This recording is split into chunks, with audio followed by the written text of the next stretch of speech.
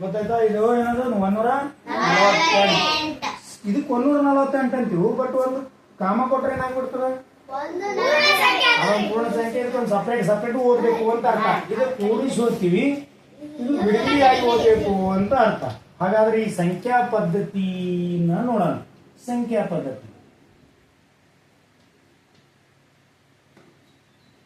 ಸಂಖ್ಯಾ ಪದ್ಧತಿ ಒಳಗ 2 ಪ್ರಕಾರ ಅದಾವ. ಒಂದು ಅಂತಾರಾಷ್ಟ್ರೀಯ ಸಂಖ್ಯಾ ಪದ್ಧತಿ, ಭಾರತೀಯ ಸಂಖ್ಯಾ ಪದ್ಧತಿ. ಈಗ ನಾವು ಫಸ್ಟ್ ಏನ್ ಮಾಡೋಣ, ಇದ್ರಾಗ 2 ಪ್ರಕಾರ ಅದಾವ. ಒಂದ್ ಏನದ ಅಂದ್ರೆ ಭಾರತೀಯ ಸಂಖ್ಯಾ ಪದ್ಧತಿ,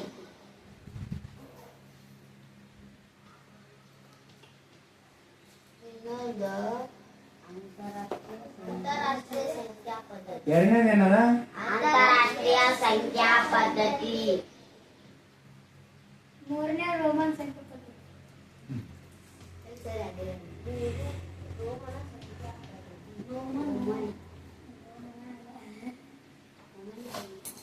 ಇನ್ನೊಂದದ ರೋಮನ್ ಸಂಖ್ಯಾ ಪದ್ಧತಿಯನ್ನು ನಾವೇಂದ್ರ ನೋಡೋಣ. ಇವು 2 ನೋಡೋಣ, ಭಾರತೀಯ ಸಂಖ್ಯಾ ಪದ್ಧತಿ ಮತ್ತು ಅಂತಾರಾಷ್ಟ್ರೀಯ ಸಂಖ್ಯಾ ಪದ್ಧತಿ.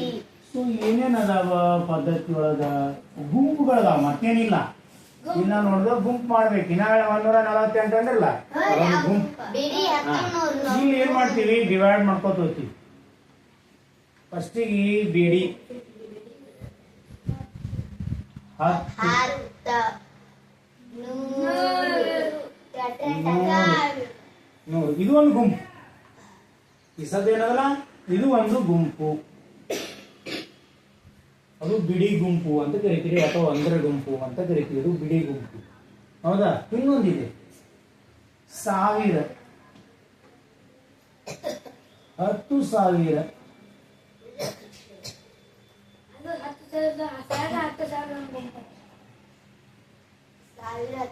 ಇದು 1000 ಗುಂಪು. 1000 ಗುಂಪು, ಇದು ಬಿಡಿ ಗುಂಪು. ಆಮೇಲೆ ಇನ್ನೊಂದು ಬರುತ್ತೆ ಲಕ್ಷ. ಲಕ್ಷ 10 ಲಕ್ಷ.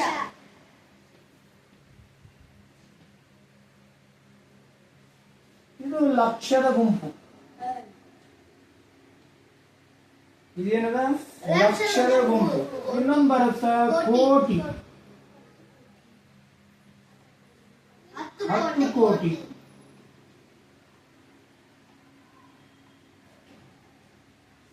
ಇದು ಒಂದು ಗುಂಪು, ಕೋಟಿ ಗುಂಪು. ಸರ್ ಮುಂದಿನ ಬಟ್ಟು ಸದ್ಯಕ್ಕೆ ನಾವು ಇಷ್ಟು ತನಕ ನಾವು ಅಧ್ಯಯನ ಮಾಡು. ಇದು ಭಾರತೀಯ ಸಂಖ್ಯಾ ಪದ್ಧತಿ. ಅಂದ್ರೆ ಇವೇನದ?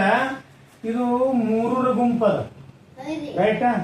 ಇದು 2 ಗುಂಪದ, ಇದು 2 ಗುಂಪದ, 2 ಗುಂಪದ. ಅಂದ್ರ ಭಾರತೀಯ ಸಂಖ್ಯಾ ಪದ್ಧತಿಯಲ್ಲಿ ನಾವು ಬಲದಿಂದ ಶುರು ಮಾಡ್ತೇವೆ. ಅಂದ್ರೆ 3, 2, 2, 2.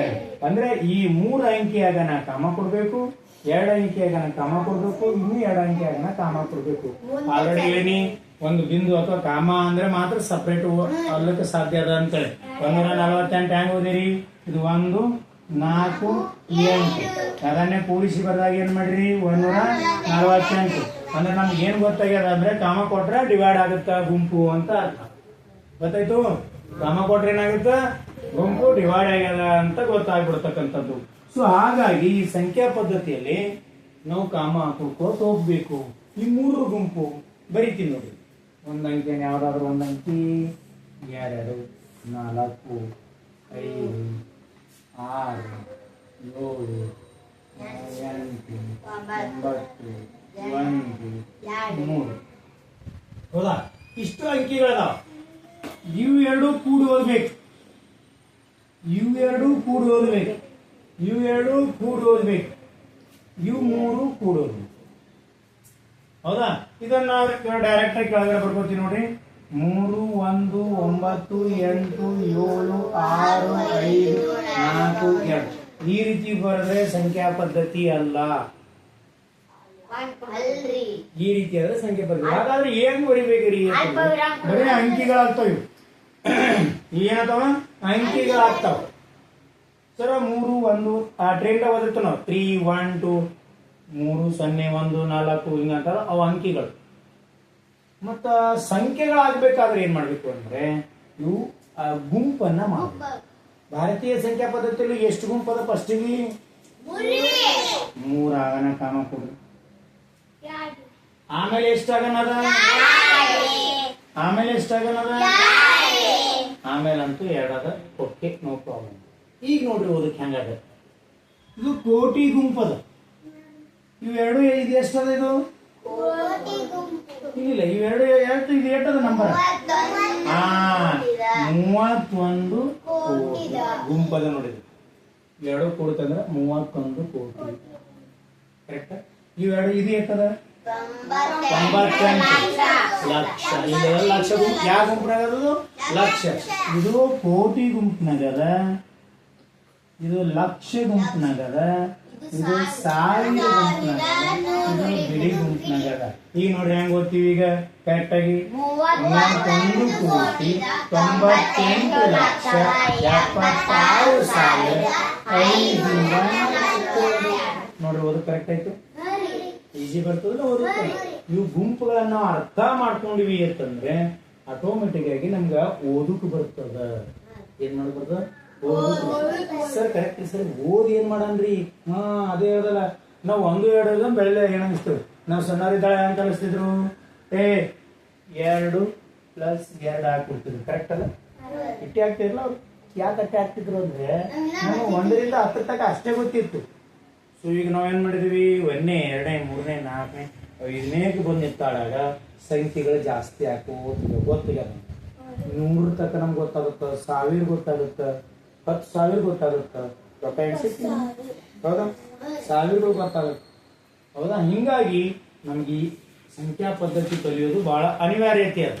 ಸಂಖ್ಯಾ ಪದ್ಧತಿ ಕಲಿಯೋದು ಬಹಳ ಅನಿವಾರ್ಯತೆ ಅದು. ಒಂದು ನಿಮಿಷ ಇದು ಹಾಕೊಂಡ್ಬಿಡ್ರಿ ಸರ್, ನೀಟಾಗಿ ಬರ್ಕೊಂಡ್ಬಿಡ್ರಿ. ಬರ್ಕೊಂಡು ಈ ಗುಂಪುಗಳು ಸಪ್ರೇಟ್ ಮಾಡಿ. ಈ ಗುಂಪುಗಳು ಹೌದಾ? ಈ ಸಂಖ್ಯೆ ಬರ್ಕೊಂಡು ಬರ್ಕೊಳ್ಳಿ. ಈ ಕೆಳಗಡೆ ಕೋ ಅಂತ ಬರ್ಕೊಡ್ರಿ.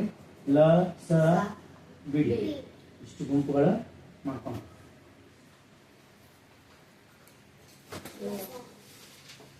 ಸರಿ.